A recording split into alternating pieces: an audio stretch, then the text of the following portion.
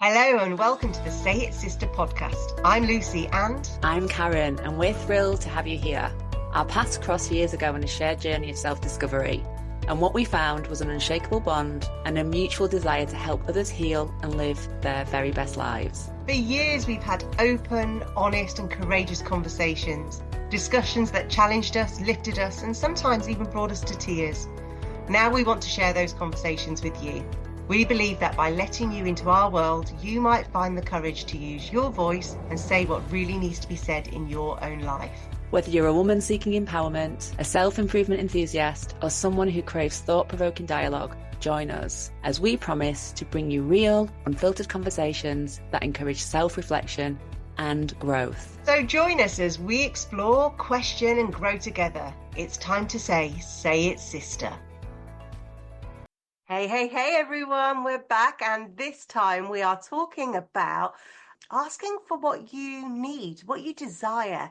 And this is a topic that a lot of women find really, really tricky because we are not only raised, but also all of that estrogen inside of us is there to take care of everybody else, be a nurturer, be a caregiver. So often we don't think about what we do actually desire. And sometimes when we do ask for it, we then ask out in a really clumsy way. So I'm going to hand over to Karen now because I've got a bit of a cold and I'm struggling a little bit. So over to you, Karen. Oh, isn't it juicy to think about our desires? Yeah, it still feels like it's such a huge taboo. And I dedicated a long period of my life to my desires, that I just, when I went into being a coach, it became this like language that I created with myself and, felt quite free in the space, and I would go off and do lots of, amazing things. But in the last couple of years, I found it harder to connect into my desires because I'm a mum and I feel like there's just much more responsibility. And it's almost like my desire has become almost like less of a focus, it has less space, to the point where recently I've been thinking, oh my God, I've no idea what my desire is. Like I've totally lost connection with that part of myself. But even just knowing that I've lost connection is helping me to open back up into it. And I'm actually dedicating a practice right now to my desires, which is already doing some positive things in my life. And I feel like as women, we are told to ignore our desires, unless it's a sexual desire. I think we're encouraged to do that in some places. But in listening to the heart's desire, we actually can be steered on our needs. And there's a difference between I need to go to the toilet, like your body's got a need and you need to go take care of that need, as opposed to something that might feel almost like just more hidden, more juicy in a way. Like, for me, my desire is often to feel free. That's quite a big desire that I have inside of me. And there's a lot of needs that come in with that freedom. But do I listen? Do I follow? Yeah. What comes up for you when you think about your desire and your needs? It is really interesting as you were talking about how it's shifted for you now as mother, because my children are getting to the stage where they don't need me so much anymore. And I am now being called to think about, well, what is it that I want in my kind of empty nest world? Because I literally have got all the freedom to follow whatever desire I want. And it's interesting because when I was doing my coach training, I think we did this exercise where it was about the book of our life. So you had all these different chapters and then you could write whatever chapter you want. And I remember thinking, saying, well, in my 50s, that's going to be my only really true decade. And I'm going to go and live abroad and I'm going to open this business and do X, Y, Z, and came up with all of these dreams that felt really exciting and, real to me. And here I am at this stage of my life and I'm not even sure I want those things anymore. So it's about, well, what do I desire? So I have got some very clear desires that I want. But actually, those things that I wanted in my 30s and 40s, they just don't resonate anymore. It's got a different feel. And it's the same things like at one stage, the sexual desire that I had or to be seen as sexual, that shifted. Now I'm a woman of a certain age. The idea of money, that's another really interesting one because around the whole money thing, again, earlier in my life, I needed it to build, to grow. And now I've got to a stage where I don't need to build and grow. Actually, it's just about what gives me that freedom and gives me that stability. And then the whole power thing, oh, I really don't want to play that game anymore. But it's about internal power for me now, this real desire to actually step into my inner power and basically say it, sister, and live it out fully. So that's what's coming up for me. Different ends of the spectrum, and but the same sense. Absolutely. And it's that place, isn't it? The triangle that exists that I was looking, trying to Google it before, try and find out what is the name of this triangle so that we can refer back to it for people listening. But there is a triangle that's around power that exists, and it's the sex, money, and power. And I'm going to call it the sex, money, power triangle because that's all that's there right now. And basically, this idea being that all of these points of this triangle connect. And as women, we have been trained in a certain way to, respond to sex, money, and power in a specific way. And I feel like just even knowing that most people in the world today have got a level of discomfort with the idea of, sex, money, and power is really, really important, because then you can start to look into your own relationships with these areas, because we all have a relationship with our sex, with our power, and with our money. And if we're not in a healthy place with those, then you can guarantee that it's going to have a negative connotation in the way that we're living our life. And I feel like it's not about having perfection in all these three areas, but I feel like it's more about awareness and saying, oh, what taboos do I hold personally? And which is the strongest area that I can focus on today? Because if I look at the money and the power, I feel more at ease with those areas at this point in time in my life, but I actually feel quite uncomfortable with the sex area. And so this is my current work that I'm doing right now, alongside my desire, the desire of the heart, which can be quite different to the body's desire, and then trying to really go into that sort of area of sex, because if I feel uncomfortable with my sensuality, my sexuality, that is a really negative energy that I don't want in my body.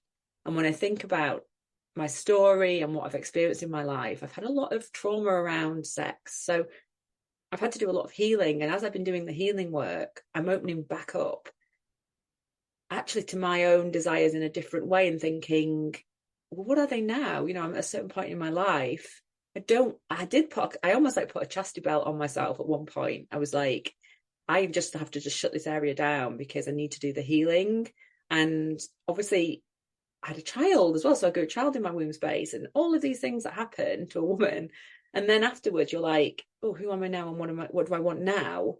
But you've got other sort of priorities that are coming through, and so it's been quite a complicated journey for me. It's not been an easy one, and I'm finding that at this point, I'm actually going back into a lot of my past experiences to do the healing work. And as I'm doing that, I'm starting to open up, but it's quite slow. I'm not rushing out in any way, shape, or form, but it's leaving me with more questions than answers right now.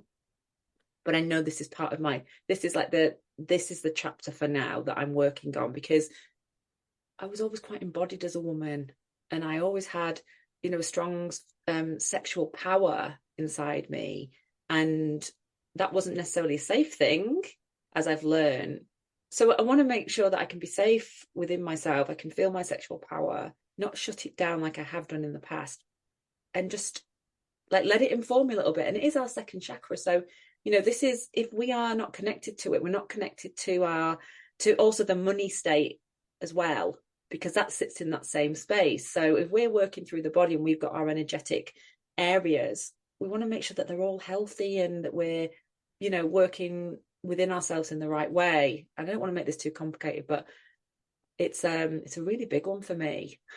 What about you? Yeah, the whole sex thing it does change as you go throughout your life and due to your experiences. And I remember after I had my first child, I basically went celibate for 18 months, not consciously, but I literally felt like my body was A, in recovery, but B, its purpose was about feeding my child. I was there to produce milk. My boobs were food. They were not playthings, and I didn't feel at all sexual or I had no urges. And it's because I felt like my body was for something else. Now, that's not to say, though, that I didn't want intimacy. And Mm. so there was a lot of intimacy going on. And especially when you are with a partner and you've been through this life-changing thing together, and it really does bond you. So that was a really interesting state that actually, who am I if I am not this sexual creature? And I actually just worked out, well, I'm just me. It's Oh, and I'd already, I think, throughout my teenage years and my 20s, because I had a lot of sexuality and a lot of sensuality, it kind of became part of my label of who I am. This is part of my identity. So when that goes, you have to find another part of yourself, and it's all in there because there was a time in your life when you weren't a sexual creature and you were still whole and beautiful and wonderful. And then again, as I've got older, I when I separated from my latest relationship, people kept saying, "Oh, you need to back out there, Lucy. Get on the dating apps. Just play around a little bit." And I was like, "Ugh, I can't think of anything worse about just giving it away so freely because it just didn't feel natural to me." But on the other side of me, there was all um, these belief systems that I had from my very young age that actually it is mine. And if I want to express myself, it doesn't matter whether I have 10 partners a day or one partner for 100 years. It doesn't matter. It's about my self-expression. So all of these feelings came up. So I think it's really important for us to go and have a look at what does our sexual power mean to us, not about what society expects from us, about what does it mean to me. And I'm right there with you. I don't know the answer for me right now.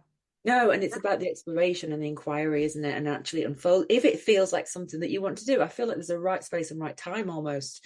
But I think shutting down parts of our bodies is not a good idea because we want our bodies to be speaking to us, letting us know, who are the safe people around us, because our bodies will give us cues. I mean, gut instinct, we talk about the gut all the time. We talk about the space of intuition. If we shut down even an element of something inside us, then the body will just shut down, and I feel like then we're not getting that valid information that we need to be safe in the world, but also to have fun and to feel abundant.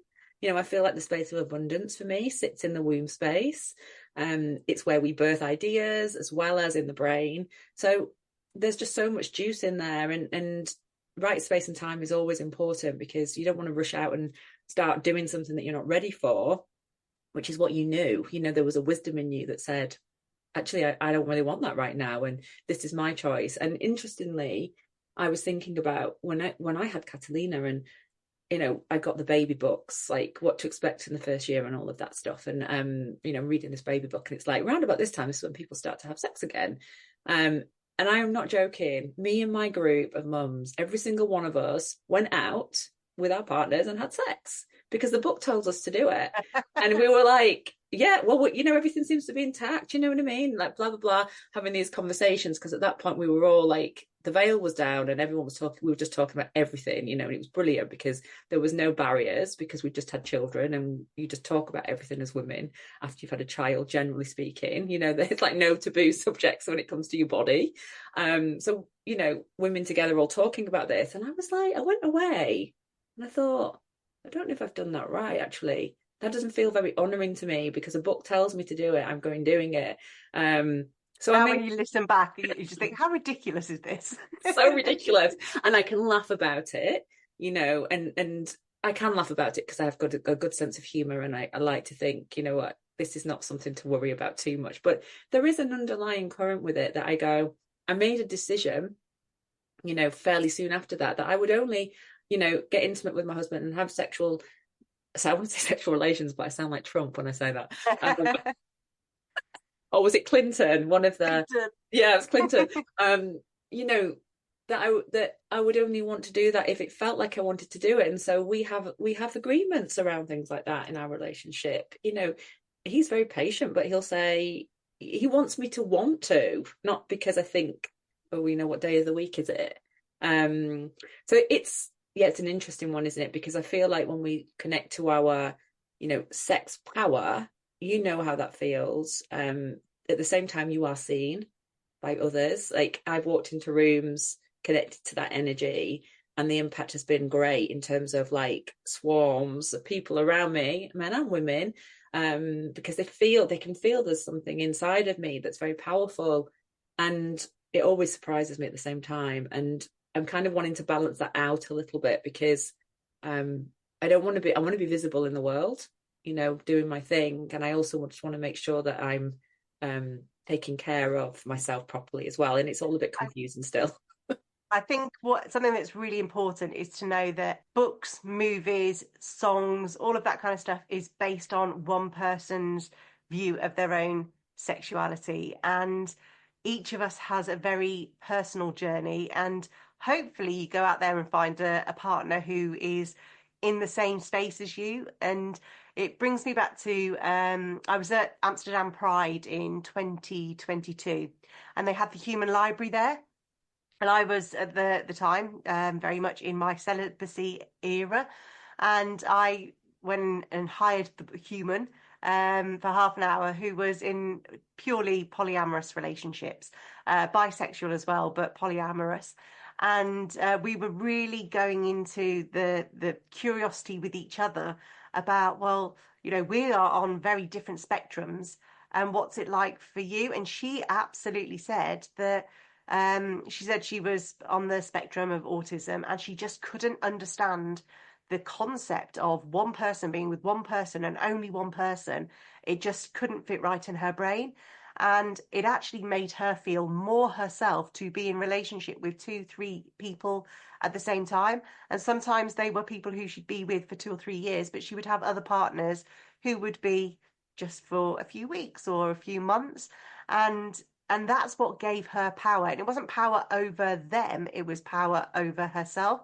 And I explained to her that that was exactly the same process I was going through in my celibacy decision, because actually I wanted to find the power of me within. Who am I without sex being part of my story? And it was just fascinating. And what we actually came to learn was that actually we're all trying to figure out who we are and where our power is. And we're not there to judge. So yeah, the books are great if it opens up a thought process.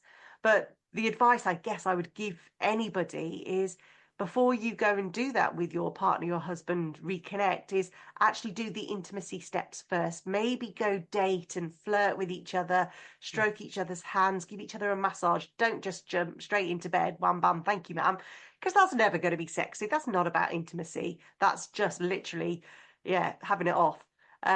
Which is why we That word for ages. yeah, so it shows my age there. But nobody ever really feels good about that, do they? And Well, I think there's horses for courses, isn't there? But it depends, doesn't it? I mean, it's also dependent. But I agree with you on the intimacy side, 100%. Like, we want to be seen by each other, we want to be upheld, we want to be honoured, and I think that's probably different from maybe the masculine side of things. But I know that Rich also wants to be his thing would be to be appreciated. We all want that because that's when you actually sort of step into the relationship in a different way, as opposed to just like the primal body, and this is where we go from like different levels. Like, I have this basic primal need that, just needs to be done. And then back out into the world again. And I don't feel like that's really the way that we as women, generally speaking. And like I say, there might be women out there that are like, well, I don't play into that, because is that a story that we tell ourselves? But for me, it's certainly true that I need to feel there's an element of connection there. Otherwise, it feels quite lonely, quite empty. yeah, There's a seeker in me that is seeking for, it's the word I always get the same word, and it's honoring and cherished. These are like, that's what I'm looking to feel, as well as like, the joy of being with somebody in a way that feels like great in your body.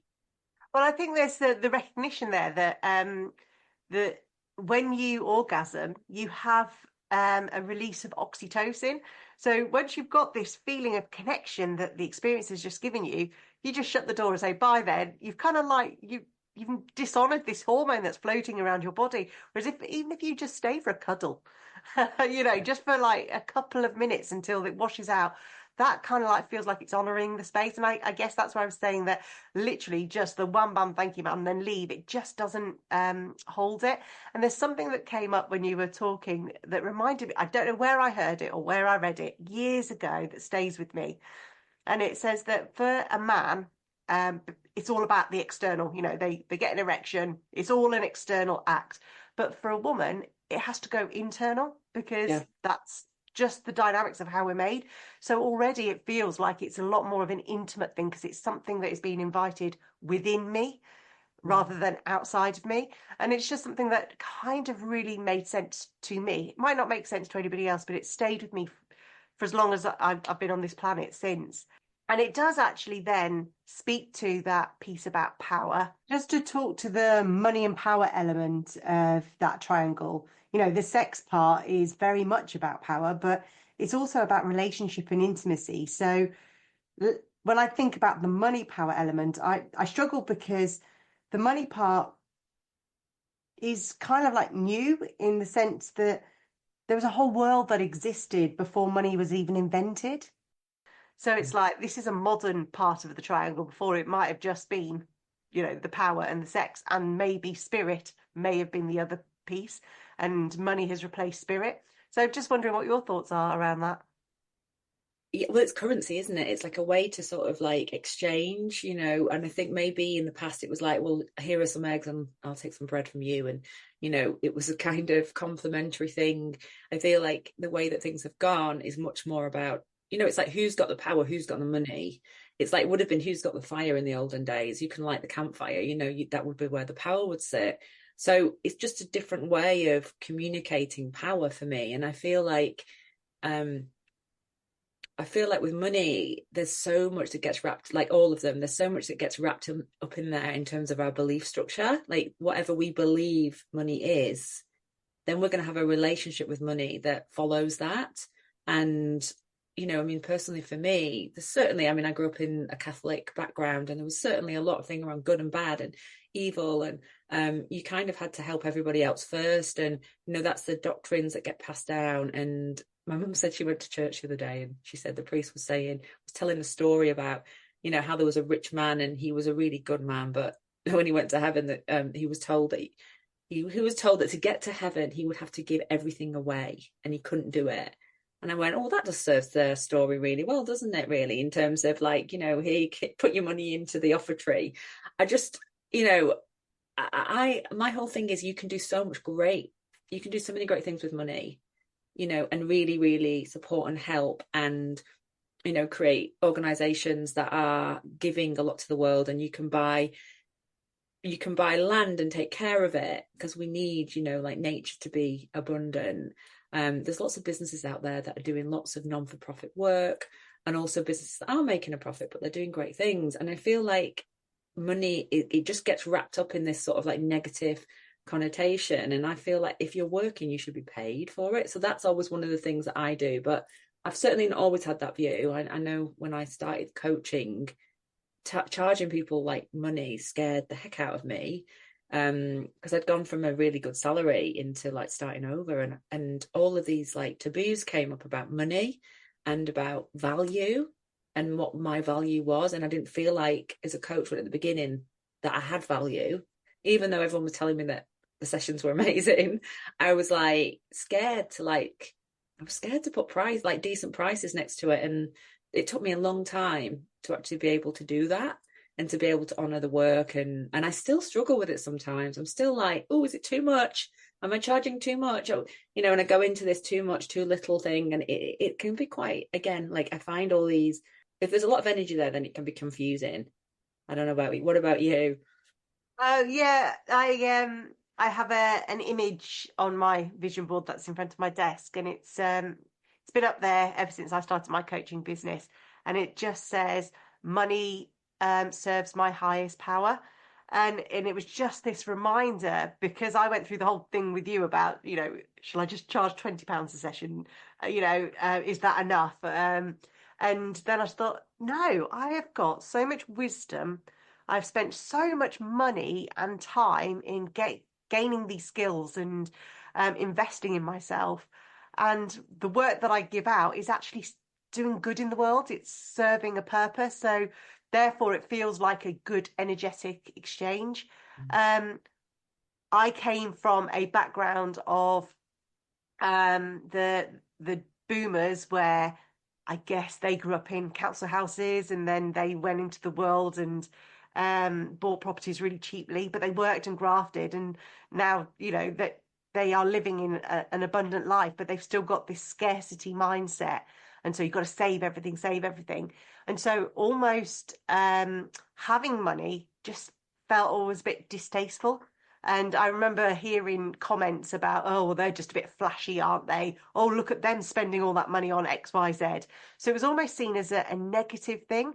And so I've always been quite humble about money. And so the the exchange that I've had to do, or the healing that I've had to do, is um, understand, where do I get value in my life, and am I willing to spend the money on that? So for me, travel and having experiences is the thing that gives me real value in life. So therefore, spending money on holidays or going places and having a weekend away, that feels like a really good exchange. Whereas buying a new sofa doesn't give me any joy. So I'm not going to go and spend a fortune on something like that. So again, it's all about the old-fashioned exchange, having money just for the sake of money and storing it away. If you're not going to do anything with it, I, I don't get that. I wouldn't be a very good billionaire, I know that much. The currency of money, the idea is that we if you're going to be in a positive energy, you have to give energy out and then also be willing to receive it back in. And I feel like in the work that we do, if we don't charge the right amount, then people don't take it seriously. And the value is like, it's like a friend of mine, she'll always say to me, oh, it's reassuringly expensive. And I love that term. It's like, to be reassuringly expensive. It's like the price is, it's good enough to reassure people that the work is also quality. And I'm a big believer in that. And at the same time, I don't ever want to take the mick out of, because I see some coaches out there charging £10,000 a session, and I just can't. I know that the work that we do changes people's lives, but there's just a point where I go, that I am like, that's just ridiculous. Sorry, that's ridiculous for one session for 1 hour with somebody. I don't care what add-ons you might throw in, but it feels crazy to me. So it's all about that level of balance, isn't it? And I think it's the same with money. Like, money comes in and it's like, how do I honor this? How do I honor the relationship of the money? I think that's what we're saying, that all of these areas are about relationship, and how do we, honor it? And I have to work with that because I'm someone who just likes to give. So I'm like, Yeah. who can I take care of? Who can I give that to? And it's like, I'm learning as I'm getting older. I'm like, hold on a minute here. Like, what part are you giving and where are you giving it from? Like, I love to give and I'll always be generous, but I think sometimes it just gets a little bit, messed up inside me, that I go from an automatic place as opposed to honoring and being like, if I do want to share, what does that look like? And does it always have to be about money? There are other ways that we can share Yeah. how I've much got we to want to give. say, the one area that money seems to cause one of the biggest issues, well, there's two areas. One is, as you talked about, work, and people asking for pay rises or not being paid fairly or equitably. So there's that aspect.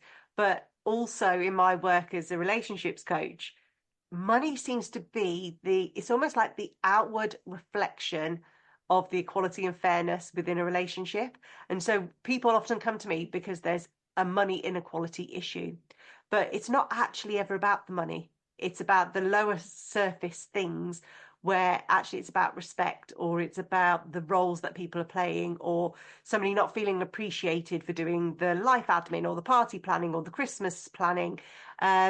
And the only thing that is really focused on is, well, I pay 50% of the bills, or I pay for the holidays, and I bought the car, etc., etc. So money becomes then a currency of who's more powerful in a relationship. And I have to just remind people that, but you are in relationship with one another. You've signed up to be life partners. We really need to navigate this money issue, because it's not really about the money. No. It's about something else. And often it comes down to a lack of safety or being taken advantage of. And that's the bit that, when we get to the real heart of it, that's when things start to shift in the relationship, and actually money doesn't really become an issue anymore. So I just wanted to share that with you, that money is not just about the sense of self. When you choose to partner up with somebody, money becomes a really big deal, but it shouldn't. Yeah, and it's about having the healthy conversations, isn't it, around it, really? Because it's like, as you say, like, what's underneath this? Like, what is it that you really, really want from the other? When I've had to do that due diligence work in my own relationship when, you start to think about getting married and having children. The only thing that I was really, really after from Rich was the growth. And I said to him, like, the most important question I ever asked him, outside of do you want to have children and get married, was, do you want to grow with me? And he said yes. If he'd have said no, I want to stay the same, I want to stay in this little bubble, I want it to never change, we would have had a problem. But he Yeah. was like, yes, I do want to grow. And he has his own passions and ways of doing things, and so do I. But there's just something in there, and I feel like it's the same with all of these topics. It's almost like, how, if it's not working, then where's the growth edge? Like, what needs to be said, done, and what are we really looking for? What is the thing that sits underneath it that needs to be honored to get back into alignment with someone? Because I think money comes and goes, doesn't it? It's like anything, power comes and goes. Our sensuality, sexuality comes and goes. So we're kind of cultivating all the time. And just to almost be in the field or the energy of what we're talking about is one way to manifest it, depending on what you want. Like we're kind of going around desire, and we're going around power, and we're going through all these juicy topics. And I genuinely feel like often we don't ask for enough.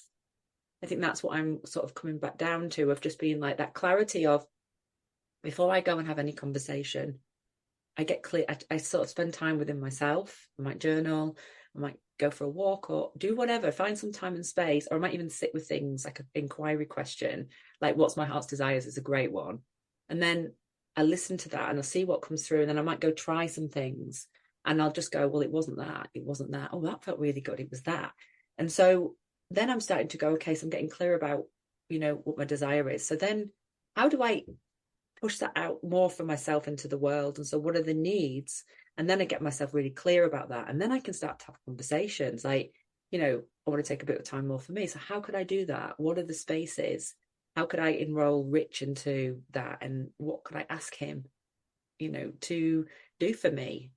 And so it becomes more about us, you know what I mean? And he'll have things that he might need. And if I can listen to him and find out what's going on for him and what his needs are and how I can support them, then we've got like a two-way conversation and street together. But I think if you're not communicating within yourself and then you're not communicating outwards, that's when you get into resentment, because you kind of, sort of thinking, well, I want to say, I want this, but I don't know, I'm scared to ask for it. So I'm just going to get resentful, and angry on the And inside. I think the power comes into our relationship with asking for what we need. And so I think, and that comes very much from in childhood, you had to ask somebody else for pretty much everything in Mm. your life, because you didn't have anything. So growing up, you have to lean on people, and sometimes they rejected, sometimes they said no, sometimes they wouldn't give you what you needed, probably for some very valid reason, sometimes not. And you remember that feeling of rejection and disappointment or unjust and unfairness. And then you get to your teenage years, and that's when you start vocalizing some of that. And usually we acted out in very unhealthy ways. So we either might become a bit deceivious, lie to get what we want, or we might act out in anger and rage or manipulation. So we start learning all of these coping mechanisms. And then when you get into a relationship, and this could be a relationship with your boss, with your colleague, with your friend, doesn't matter. When you're in relationship with somebody else, these power dynamics always come into it. But who's got the power? Who's got the ability to grant me what I need? And it's really important to come back to this self power that I mentioned right at the start, where it's like, I can give me what I need. And it's not up to another person to give me that. And if you are in a relationship and you want the relationship to last, you've got to do exactly what you said, listen to what they need, listen to what you need, and try and find a way that both of you get what you need. Because as soon as one person starts putting their own personal needs first or giving their power away to somebody else, you're not in a true relationship. You're in a power imbalance, and it's always going to get nasty. Something is going to erupt at some point. Yeah. So yeah, the way that you and Rich navigate this is beautiful, but you designed it right at the beginning and you keep checking in. And I think that's really important for any kind of relationship. check the wants, the needs, the values, and also remember, it's not power over. You're just literally Yeah. two people choosing to be together. Absolutely. And it's like that, the shoulds, I think, as well. I think we need to tune into the shoulds. Like when we're in a relationship, it's like, well, he should know or she should know, all of that then is like, it just makes you feel even worse on the inside, because then you get into the anger place. Like, you should know that I'm doing all these things and therefore you should be coming in and blah, blah, blah, blah. And it's like a passive aggressive energy that comes with it, you know what I mean? And that's really, really unhealthy, because unless we can sort of say, hold on a minute, this isn't necessarily working in the way that I would like it to. So what is my desire? What am I believing? What do I need? And how am I going to have that conversation, and to be very clear in the conversation? Because I think often what I see, have been in my past life as well, where I go into justifying or like explaining too much, rather than just making, a request for something. I'll be like, I'm just trying to think of an example. Let's talk about driving, because it's always a good one. I'll be like, I'm a nervous passenger, so, I can get nervous. So rather than just saying, you're going too fast, please slow down, it might be like, I'll go into a story, like, how nervous I get when I'm in the car with you. Can you please slow down? And I don't feel, and I had that really bad accident, blah, blah, blah, blah, blah, and I'm sort of like, rather than just saying, please slow down, it's as simple as that, really. What I want to say is, slow down. There's too much information in there, and I'm trying to do it in a nice way, but my body is communicating from a like scared place, and so it just awful, rather than just being like, please slow down. That's it. Do you know what? I think we can probably do a follow-up episode to talk about some of this, asking for what we need, our desires, in a really healthy way, with some practical steps. So I'm going to recommend just pausing it here, and having another conversation about this, because I think we've never been taught the tools, but the question that I think is the one that always hits me the most is always, what do you want? Because I don't think enough of us ever really stop to think, what is it I truly want? So on that note, I'm going to end today's conversation, which has been fascinating. And I'll see you on the next one, where Karen and I will talk to you about our everyday practices. So thanks for listening, and we can't wait to welcome you next time. Until then, use your voice, journal, speak or sing out loud. However you do it, we hope you join us in Saying It Sister.